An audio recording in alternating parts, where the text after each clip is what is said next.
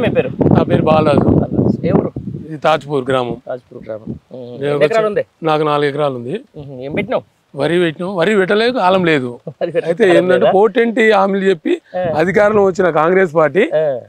Right, అదే నేను అదే అడగబోతున్నా. అసలు ఎంత ప్రాపగండా అంటే మనిషి మీద ఇక లాస్ట్కు ఒక దిగజారి ఇక అసలు ఒక తప్పుని తప్పు తప్పు తప్పు అని 10 సార్లు చెప్తే అది తప్పు అయిపోతుంది. అది లేకపోతే అది ఇలా అది కాస్త ఒప్పు అయిపోయింది. దాని విషయంలో మేడిగడ్డ కనిపిస్తూ ఉంది. ఏమనుకుంటారు రైతులు? మరి రైతులు అదే అంటారు. అదే అన్న మంచి మంత్రి మన కోమటిరెడ్డి వెంకటరెడ్డి గారు, ఆయనే కదా ఇరిగేషన్ శాఖ మంత్రి. అతను తీసుకుపోయి ఒకసారి ఇప్పుడు నిండుకుండలో ఉన్న ప్రాజెక్ట్ని అట్లే ఆపుదాం, ఒక 4 రోజులు ఆపినాక అది కూలిపోతా కొట్టుకోపోతా. అప్పుడు మన కేసీఆర్ బీఆర్ఎస్ మన ముఖ్యమంత్రి, మాజీ ముఖ్యమంత్రి, ఆయన చేసిన అభివృద్ధి ఏందో కనబడుతుంది. ఈ రైతులు ఏమనుకుంటారంటే ఇంతవరకు సార్ మీరు ఏమని అనుకోండి, ఇప్పుడు ఇది జూలై నెలలో ఇంతవరకు ఇంకా నాట్లు పెట్టలే. ఎందుకు పెట్టలే? మేము గత 10 ఏళ్ల సంది చూస్తున్నాము, ఎన్నడూ కాలం పోలే. ఈ కాలం అంటే వాటర్ తగ్గలే. ఇప్పుడు చూడండి మా ఊర్లో వాటర్ అనేది లేదు. ఈ తుఫాను, ఈ తూపురుకు ఒక చెరువు నిండి లేదు, కుంట నిండి లేదు. వాసం ఆ కాళేశ్వరం ఏంది మిషన్ భగీరథ, అపర భగీరథుడు ఇంత తీసుకొచ్చి కిందున్న వాటర్ని పైకి తీసుకొచ్చిన మంత్రి ఎవరన్నా? మనం 60 ఏళ్ల సంది చేసిన కాంగ్రెస్ ప్రభుత్వం ఏమైనా చూపించింది ఈ వాటరు? ఏదో మాయమాటలు చెప్పి 420 హామీలు ఇచ్చి ఇవాళ ప్రజల్ని మభ్యపెట్టనీకే ఏమనంటే ఇప్పుడు రుణమాఫీ చేసిన అంటాడు, రైతు బంధు ఎగ్గబెట్టిండు.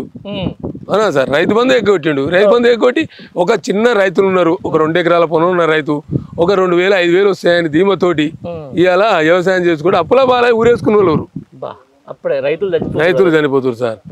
పత్తి పెట్టుకున్న రైతుల కాలం లేక ఈ నల్గొండ జిల్లాలో 11 మంది ఎమ్మెల్యేలు, 11 మందిలో కాంగ్రెస్ ఎమ్మెల్యేలు సార్. ఇంతవరకు ఎవరు వచ్చింది లేదు, ఎవరు చూసింది లేదు, ఎవరు పెట్టింది లేదు. అంతేనా? వాసం కుంభం అనిల్ కుమార్ రెడ్డి ఆయన చేసింది ఏం లేదు. మన సారు ఏదైనా సరే అని ఇవాళ మేడిగడ్డ నిండుకుండలా కనబడుతుందంటే అది కేటీఆర్ అదృష్టం, కేసీఆర్ అదృష్టం, మన రైతుల అదృష్టం.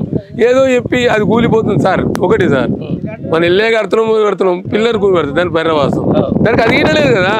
మన జనాల్ని మభ్యపెట్టి అధికారంలోకి వచ్చి మోసాలు చేసి పచ్చి ప్రభుత్వం కాంగ్రెస్. ఇవాళ ఇప్పటికిప్పటికి ఎలక్షన్ పెడితే మీరేమని అనుకోండి సార్, మళ్ళీ బీఆర్ఎస్ ప్రభుత్వం అధికారంలోకి వస్తుంది, కేటీఆర్ ముఖ్యమంత్రి అవుతాడు, కేసీఆర్ కేంద్రంలో పోతాడు, మిమ్మల్ని రాజకీయం చేస్తారు. అదే అంటున్నాయి. ఇప్పుడు లక్షల కోట్లు తీసుకుపోయి కాళేశ్వరంలో పెట్టిర్రు, మేడిగడ్డలో పెట్టిర్రు. మేడిగడ్డ బెండకాయ మొత్తం రేపు నీళ్ళు రాగానే మొత్తం కొట్టుకపోతుంది అది ఇదని చెప్పేసి 14,000 కరెంట్ బిల్లు ఇదంతా చెప్తూనే ఉన్నారు. మరి దీన్ని ఎట్లా చూస్తారు జనాలు? నమ్మలేరు సార్. ఎండిపోతుంది సార్ భాగం. ఒక 2 లక్షల హెక్టార్లు సార్. ఇది 2 లక్షల హెక్టార్లు వాడుతుంది. ఏది శామర్పేట వాగు నుంచి మొదలు పెడితే బీబీనార్ వాగు దాకా 2 లక్షల హెక్టార్లు ఓన్లీ మన కాళేశ్వరం వాటర్ 10 ఏళ్ళు చూపించింది మాకు. ఇది మాకు వచ్చింది కాళేశ్వరం వాటరే సార్.